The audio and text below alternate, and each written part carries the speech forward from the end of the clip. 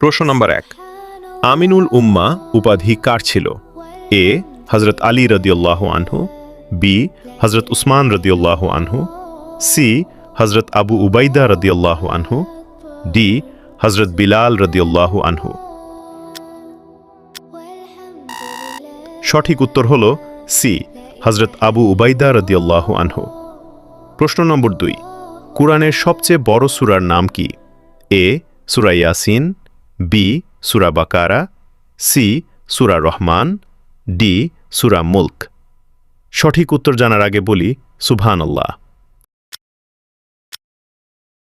সঠিক উত্তর হল বি সূরা বাকারা। কটা পারলেন কমেন্ট করে বলুন।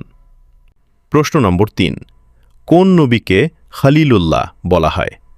এ হযরত মূসা আলাইহিসসালাম, বি হযরত ঈসা আলাইহিসসালাম, সি হযরত ইব্রাহিম আলাইহিসসালাম, ডি হযরত ইউসুফ আলাইহিসসালাম।